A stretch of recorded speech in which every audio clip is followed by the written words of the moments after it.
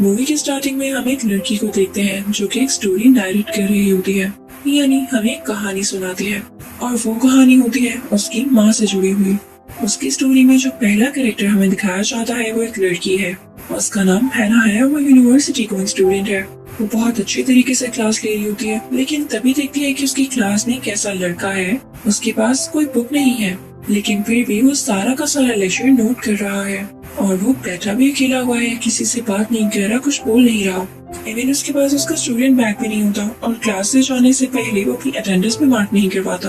अब हैना को ये बात काफी अजीब लगती है और उस लड़की से पूछती है कि आप ऐसा क्यों कर रहे हैं? अगर आपकी अटेंडेंस मार्क्स नहीं होगी तो आपके ग्रेड्स पर बुरा असर पड़ेगा।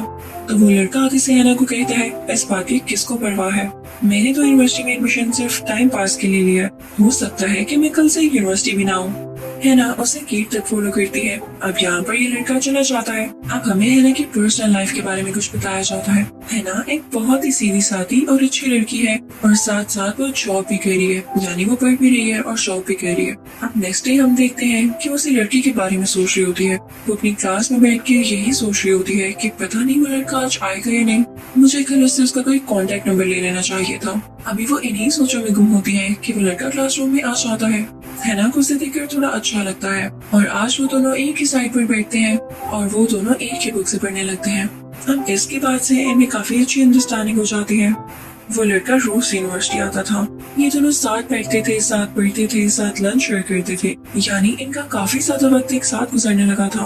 अब इस लड़की को फील होने लगा था कि हैना मुझे पसंद करने लगी है और बात भी ऐसी थी, हैना इस लड़की के लिए अपनी फीलिंग्स को कंट्रोल नहीं कर पा रही थी।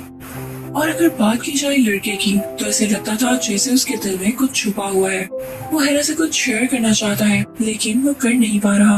अब एक दिन ये लोग एक अजीब सी जगह पर जाते हैं, यानी जगह तो वो बहुत खूबसूरत होती है और एक टाइप का ब्रिज होता है, लेकिन वहाँ पर इन दोनों के अलावा कोई और नहीं होता और वहाँ पर जाकर उस लड़के को काफी अजीब फील होने लगता है। आज यहाँ पर वो इस इंटेंशन, इस नियत के साथ आएगा कि वो हैना को कुछ सच्चाई बताएगा जो हमें आगे जाकर पता चलने वाली है। पर जब वक्त आता है तो उसकी हिम्मत खत्म हो जाती है और वो बिना कुछ कहे वहाँ से चला जाता है। पर इसी तरह एक दिन आ ही जाता है जब वो लड़का हैना को अपनी सच्चाई बताने के लिए पूरी तरह से तैयार होता है। हैना उससे पूछती है, आखिर तुम मुझे कहना क्या चाहते हो? अब वो लड़का यहाँ पे सच्चाई बताने के लिए बिल्कुल तैयार था, तो वो अपने असली रूप में आ जाता है और वो एक वुल्फ था, एक ह्यूज वुल्फ। उसे देखकर डरने की बजाय हैना उसे एक्सेप्ट कर लेती है और उससे कहती है कि मैं तुम्हें अभी भी पसंद करती हूँ। और इसके बाद वो दोनों एक साथ टाइम स्पेंड करते हैं, यानी उस लड़की को लग रहा था कि मेरे असलियत जानने के बाद हैना मुझे छोड़कर चली जाएगी, लेकिन ऐसा नहीं हुआ। अब यहाँ पे वो लड़का हैना को बताता है कि बेशक हम वुल्फ हैं, लेकिन हम जानते हैं कि किस वक्त इंसान में ट्रांसफॉर्म होना है। और रही तुम्हारी बात तो तुम मेरे साथ बिल्कुल सेफ हो। बेशक वुल्फ्स को ह्यूमन फ्लैश पसंद होता है, यानी इंसानों का गोश्त पसंद होता है, पर मुझे खुद पे बहुत कंट्रोल है।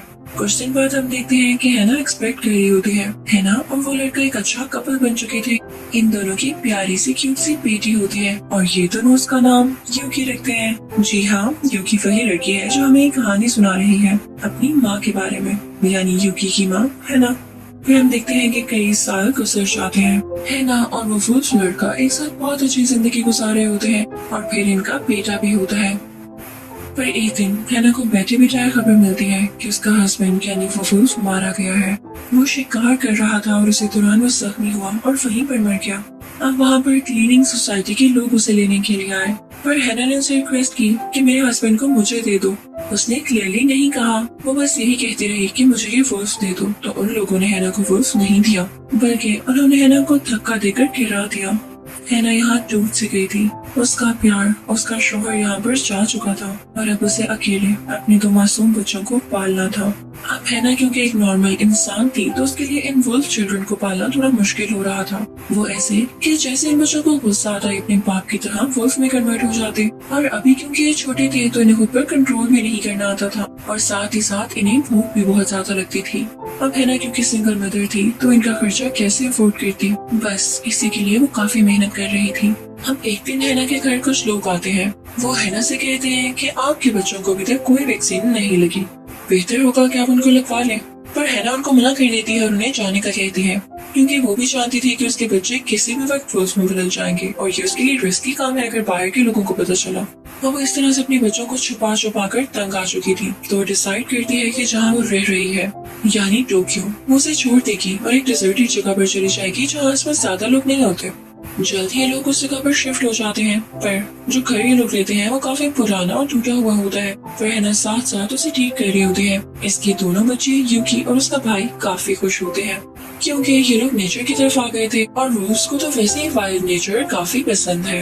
हैना ने यहाँ आकर भी मेहनत करना नहीं छोड़ी, वो हमेशा घर को रिपेयर करती रहती, अपने बच्चों को कभी ना भूखा रहने देती। उसके बाद वो सोचती है कि उसके पास इतना सारा लैंड है तो क्यों ना वो कुछ फील्ड्स उगाए, यानी कुछ सब्जियां या फ्रूट्स उगाए। इसके लिए वो बुक्स खरीदती है और उनको पढ़कर ये सारा कुछ सीख लेती है। सबसे पहले वो उगाने की कोशिश करती है गोभी को, फिर उससे वो उग नहीं पाती तो वो काफी स्ट्रेस ले लेती है क्योंकि जो भी फसल उगाने की वो कोशिश कर रही होती है वो नहीं उग पाती। अब इस तरह से कई दिन गुजर जाते हैं। हैना रोज मेहनत किया करती थी पर उसे कोई भी फसल उग नहीं पा रही थी। अब एक दिन क्या होता है कि वहाँ से एक बूढ़ा आदमी गुजरता है। वो हैना को मेहनत करता हुआ देख के बहुत खुश होता है और अपने पुराने और ऑथेंटिक तरीकों से उसे फसल उगाना सिखाता है, जिसके बाद हैना काफी अच्छे तरीके से सीख जाती है। अब इस तरह गांव के और लोग भी उसे जानने लगे थे और उसकी मदद के लिए आते थे। अब गांव की औरतें भी हैना से मिलने आती थी। इन सब में काफी अच्छी अंडरस्टैंडिंग हो जाती है, पर हैना इन सबको अपने बच्चों से नहीं मिलवाती थी क्योंकि वो जानती थी कि अगर ये इनके सामने वुल्फ बन गए तो उसके लिए मसला होगा। पर वो ये जरूर बताती है कि उसके बच्चे हैं और वो कभी कभी नजर भी आ जाते हैं। तो गाँव की वो औरतें हैना से कहने लगती है, यार तुम किस दौर में रह रही हो, तुम अपने बच्चों को पढ़ाओगी नहीं क्या, इनको स्कूल में डालो, तुम्हारे पास भी कोई फ्री टाइम बचेगा। अब हैना उनसे तो मना कर देती है ये कहते हुए कि मैं उनको अच्छी तरबियत दे रही हूँ। पर ये बात यूकी सुन लेती है और रात में अपनी मामा से गुस्से से बात करती है। वो फिर से वुल्फ चाइल्ड में तब्दील हो जाती है, यानी वुल्फ चाइल्ड बन जाती है। वो कहती है कि मामा मुझे स्कूल जाना है, आप हमें बाहर ही नहीं निकलने देती। पहले तो हैना नहीं मान रही होती, लेकिन अपनी बेटी की जिद देख के कहती है, ठीक है यूकी, मैं तुम्हें एक शर्त पे स्कूल जाने दूंगी कि कभी तुम वहाँ गुस्से में नहीं आओगी और ना ही वुल्फ चाइल्ड बनोगी। फिर इसके बाद हम देखते हैं कि हैना और बाकी लोगों की मेहनत रंग ले आती है। हैना की उगाई गई फसल उगने लग जाती है और जो पहली फसल उगती है वो पोटैटोस यानी आलू होते हैं। अब ये आलू वो बाकी लोगों को देकर इसके बदले और अनाज लिया करती थी, यानी और खाने पीने की चीजें जैसे चावल, आटा और इस तरह की जरूरत की चीजें। और क्या आप लोग जानते हैं कि पुराने जमाने में भी ऐसे ही हुआ करता था, जो चीज आपके पास होती थी वो आप दूसरों को देते थे और जो चीज दूसरों के पास होती थी वो आपको देते थे। अब इसी तरह से इनकी रोजी चलने लग जाती है और फिर कुछ ही महीनों में विंटर सीजन आ जाता है, काफी तेज बर्फबारी होती है। फिर हम देखते हैं कि हैना ने अपनी बेटी यूकी का स्कूल में एडमिशन करवा दिया होता है और अगली सुबह उसका स्कूल में फर्स्ट डे होता है। वो काफी एक्साइटेड होती है और स्कूल के लिए निकल पड़ती है। अब स्कूल में जाकर वो टीचर की भी हर बात का अच्छे से जवाब दे रही होती है और ऐसे लग रहा होता है कि वो काफी लायक और अच्छी स्टूडेंट बनेगी। अब उधर हैना अपने बेटे के साथ अकेली होती है तो उसे एक फॉरेस्ट में ले आती है जहाँ पर वो लोग एक वुल्फ को देखते हैं। हैना उससे बात करने की कोशिश करती है लेकिन वो ह्यूमन वुल्फ नहीं होता बल्कि एक नॉर्मल वुल्फ होता है, तो कुछ भी नहीं बोलता। अब हैना के बेटे को ये वुल्फ बहुत पसंद आता है और वो अपनी माँ के साथ अक्सर यहाँ पे आता था। अब उधर हम स्कूल का सीन देखते हैं जहाँ पर यूकी से सब लोग डर रहे होते हैं क्योंकि उसकी चॉइसेस, उसके इंटरेस्ट बाकी सब बच्चों से अलग होते हैं। पर कुछ ही दिन बाद उस स्कूल में एक लड़का आता है। वो अकेला सा लड़का होता है जो यूकी को पसंद करने लगा था, उससे बात करना चाहता था। पर यूकी उससे घबराती थी, उसे लगता था कि ये भी बाकी इंसानों जैसा है। अब एक दिन जब वो लड़का यूकी से बात करने आता है तो यूकी को गुस्सा आ जाता है और उसके हाथ वुल्फ के हाथों में कन्वर्ट हो जाते हैं और बड़े बड़े पंजे निकल आते हैं और वो उस लड़की के कान पर वार करती है, जिसकी वजह से उसका कान काफी जख्मी हो जाता है और खून आने लगता है। अब ये बात प्रिंसिपल ऑफिस तक पहुंच जाती है, लेकिन जब वहाँ पे इंटरोगेशन होती है यानी यूकी के क्लासमेट से पूछा जाता है कि क्या हुआ, तो वो बताता है कि आप गलत समझ रहे हैं कि मुझे यूकी ने कुछ कहा है, बल्कि हम जिस जगह पर थे वहाँ पर एक वुल्फ आ गया था और उसने मुझ पर अटैक किया, यूकी ने तो कुछ भी नहीं किया। अब ये बात यूकी के दिल पर लगती है कि इसने सब कुछ जानते हुए भी मेरे साथ दिया है और मुझे प्रोटेक्ट किया है, तो इस बात की वजह से उस पर ट्रस्ट करने लगती है और उनकी दोस्ती हो जाती है। उधर दूसरी तरफ हमें एमी दिखाया जाता है, यानी यूकी का भाई, वो फॉरेस्ट में होता है तो उसकी माँ भी वहाँ पर आती है और कहती है मेरा बेटा फॉरेस्ट में क्या करता रहता है, तो वो उन्हें वुल्फ से मिलवाता है। वो बताता है कि मैं यहाँ फॉरेस्ट पर आकर इनसे काफी बातें करता हूँ और इनसे काफी कुछ सीखता हूँ ना, उन वुल्फ्स को थैंक्स कहती हैं। अब इस तरह से कई दिन गुजर जाते हैं। एक रोज हम देखते हैं कि यूकी स्कूल जा रही होती है तो उसका भाई उससे कहता है, बहना आज स्कूल मत जाना, आज तूफान आने वाला है। पर यूकी उसकी बात नहीं सुनती। यूकी के भाई ने उसे बिल्कुल ठीक बताया था, क्योंकि वो काफी जानवरों और वुल्व्स के साथ रहता था। और अब सब तो जानते हैं कि जानवरों को पहले ही पता चल जाता है कि कोई तूफान आने वाला है। अब यूकी स्कूल तो पहुंच चुकी थी, लेकिन जैसे उसके भाई ने कहा था वैसा ही तूफान आ जाता है। सब बच्चों के पेरेंट्स उन्हें लेने के लिए आ जाते हैं। अब उधर हैना भी अपने बेटे से कहती है कि आप फौरन से यूकी को लेने चलें। पर हैना का बेटा उनसे पहले ही फॉरेस्ट की तरफ निकल जाता है, क्योंकि वो अपना ज्यादातर टाइम ही फॉरेस्ट में गुजारता था और हैना को अपनी बात अच्छी नहीं लग रही थी। उसे काफी आवाजें देती हैं, लेकिन वो काफी आगे जा चुका होता है। अब उधर हम स्कूल का सीन देखते हैं कि यूकी और उसका वही दोस्त है और बाकी सब स्टूडेंट्स जा चुके हैं। काफी बारिश और तूफान आ रहा होता है। अब यहाँ पर यूकी अपने असली रूप में आ जाती है। वो लड़का उसे देख के बिल्कुल भी नहीं डरता। वो लड़का उसे कहता है कि मैं शुरू से ही जानता था कि तुम एक वुल्फ चाइल्ड हो, पर मैं तुमसे डरता नहीं हूँ। मैंने तुम्हें समझने की कोशिश की और मैं इसमें सक्सेसफुल रहा। उधर हम हैना को देखते हैं जो अपने बेटे को आवाज देते देते वहीं पर बारिश में बेहोश हो जाती है। उन्हें एक ख्वाब आता है जिसमें उनके हस्बैंड यानी वही वुल्फ आता है। वो अपनी बीवी से कह रहे होते हैं, हैना, I am proud of you. मुझे फख्र है कि मैंने तुम्हें अपनी बीवी बनाया। तुम हमारे बच्चों की बहुत अच्छी तरबियत कर रही हो, जितनी कोई और लेडी नहीं कर सकती थी। अब हैना ख्वाब में भी अपने बेटे के लिए काफी परेशान होती है कि वो उसकी नहीं सुनता और नेचर यानी जंगल में निकल जाता है। तो इस बात के लिए भी वो वुल्फ यानी हैना के हस्बैंड उसको तसल्ली देते हैं कि वो मेरा बेटा है, वो एक वुल्फ है तो कैसे नहीं वाइल्ड में जाएगा, वो जो कर रहा है ठीक कर रहा है, अब उसके लिए परेशान नहीं हो। फिर हम देखते हैं कि हैना का बेटा उसके पास आता है और अपनी बेहोश माँ को अपने ऊपर उठाकर एक सेफ प्लेस पर लेकर आता है। और इसके बाद वो सामने एक पहाड़ की चोटी पर जाकर जोर से गुर्राता है, यानी वुल्व्स की तरह हाउल करता है।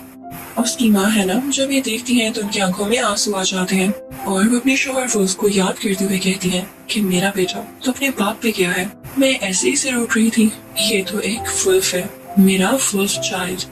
फिर हम देखते हैं कि यूकी हायर स्टडीज लेने के लिए बाहर के मुल्क चली जाती है और उधर हैना और उसका बेटा एक साथ रहते थे। लेकिन अब हैना का बेटा काफी बड़ा हो चुका था तो अपना ज्यादातर टाइम जंगल में ही गुजारता था और वहीं पर हाउल करता रहता था। हैना घर में अकेली अपने हस्बैंड के ड्राइविंग लाइसेंस पर बनी हुई पिक्चर को देखती रहती थी। वो अपने हस्बैंड को बहुत मिस करती थी, पर वो जानती थी कि उनकी सोल यहीं कहीं है।